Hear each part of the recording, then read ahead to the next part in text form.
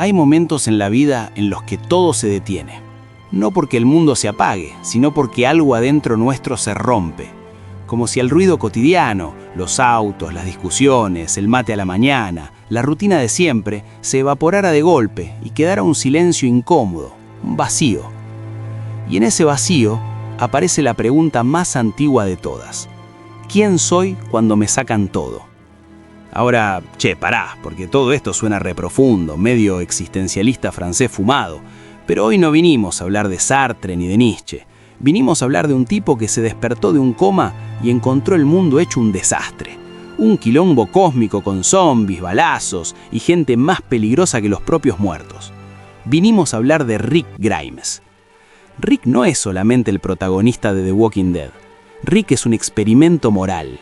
Es la pregunta hecha carne. Es lo que pasa cuando agarras un tipo común, con valores tradicionales, con familia, con una placa de sheriff en el pecho, y lo tirás a un mundo donde la ley no existe. Y ahí empieza el problema. Porque Rick arranca siendo el hombre correcto, el tipo que cree en el deber, el que piensa que la civilización no se pierde así nomás, el que todavía usa uniforme cuando todo el mundo ya anda con la barba crecida y la mirada perdida. Rick se despierta en un hospital vacío. Camina por pasillos llenos de cadáveres. Sale a la calle y el mundo está muerto, literalmente. Y en ese momento lo primero que busca no es comida, no es armas, no es refugio. Busca a su familia. Ahí ya tenemos el primer núcleo psicológico del personaje. Rick es, ante todo, un padre y un esposo. Su identidad está anclada en eso. No es un líder todavía, no es un guerrero. Es un hombre que necesita encontrarse con aquello que le da sentido. Y eso, aunque parezca simple, es clave, porque cuando alguien construye toda su identidad alrededor de proteger algo, si ese algo se rompe, la persona también se rompe. Rick encuentra a Lori, encuentra a Carl, y por un segundo parece que todo va a estar bien, que dentro del apocalipsis todavía hay un núcleo de humanidad. Pero ya desde el arranque la cosa viene torcida, porque Lori estuvo con Shane, porque Shane era su mejor amigo, porque Shane pensó que Rick estaba muerto, porque el mundo ya había empezado a erosionar las reglas. Y acá aparece la sombra, la famosa sombra de Jung, esa parte oscura que todos tenemos, que reprimimos, que no queremos ver. Rick arranca siendo el héroe moral, pero Shane es lo que Rick podría ser si se dejara llevar por el instinto puro de supervivencia. Shane no es malo, Shane es pragmático, es brutal, es directo. Es el tipo que entiende que el mundo cambió y que la ética anterior ya no sirve. Y Rick, en el fondo, lo sabe. La tensión entre ellos no es solo por Lori, es por una visión del mundo. Es civilización contra barbarie, es ley contra supervivencia, es el viejo mundo contra el nuevo. Y cuando Rick termina matando a Shane, ahí no muere solo un amigo, ahí nace otra versión de Rick. Porque Rick no solo mata a Shane, Rick acepta que dentro de él también existe esa oscuridad, esa capacidad de cruzar límites, ese impulso de hacer lo necesario aunque sea moralmente cuestionable. Y ahí se manda la primera gran macana emocional, porque a partir de ese momento, Rick empieza a cargar con algo que no sabe cómo procesar: culpa, responsabilidad y una idea que lo va a perseguir durante temporadas enteras. Yo tengo que ser el que tome las decisiones. Ese es el peso del liderazgo. Rick no buscó ser líder, pero cuando el grupo necesita una figura firme, él da un paso adelante. Y ese paso es una condena. Porque liderar en un apocalipsis no es organizar una reunión de consorcio. Es decidir quién vive y quién muere. Es elegir a quién salvar cuando no podés salvar a todos. Y Rick empieza a endurecerse. La granja de Hershel es un punto de quiebre.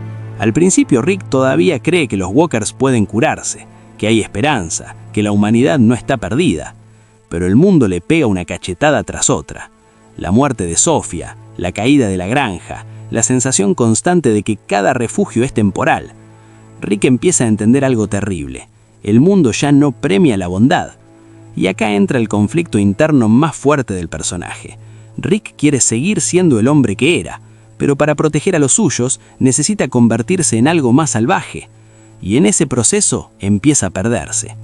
La prisión es otro capítulo clave. Ahí Rick intenta reconstruir una sociedad, cultivar, organizar, volver a algo parecido a la normalidad. Pero la normalidad ya no existe. Cuando Lori muere dando a luz, Rick se quiebra, Literalmente pierde la cabeza, empieza a escuchar voces, a ver cosas, se desmorona.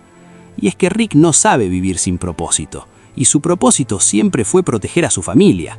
Pero cada vez que intenta hacerlo, la vida le arranca algo. Primero la estabilidad, después la amistad, después su esposa.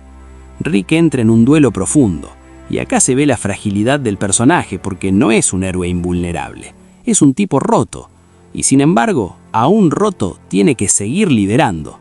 Eso es lo más trágico de Rick Grimes. No tiene tiempo para procesar, no tiene terapia, no tiene pausa, tiene que levantarse y decidir. Y cuanto más decide, más se aleja del hombre que era. Llega un punto donde Rick ya no duda en matar, ya no tiembla, ya no pide consenso. Esto ya no es una democracia, dice en un momento. Y esa frase es clave. Rick deja de ser el sheriff del viejo mundo y se convierte en el soberano del nuevo.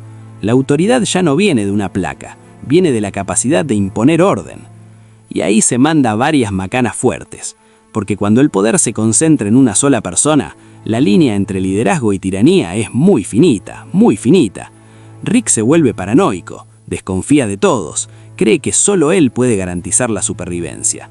Pero en el fondo lo que hay es miedo. Miedo a perder más, miedo a no ser suficiente, miedo a fallar otra vez. Cuando aparece Negan, el mundo de Rick vuelve a romperse. Porque Negan no es solo un villano, es el espejo deformado de Rick. Negan también lidera, también protege a su grupo, también cree que lo que hace es necesario. La diferencia es el método. Y cuando Negan mata a Glenn, Rick queda reducido, humillado, arrodillado. Esa escena no solo destruye al grupo, destruye la ilusión de invulnerabilidad de Rick. Rick había construido una identidad de yo puedo con todo, y Negan le demuestra que no, y eso lo obliga a cambiar otra vez. La guerra contra los salvadores es más que balazos y estrategias, es la lucha interna de Rick por decidir quién quiere ser.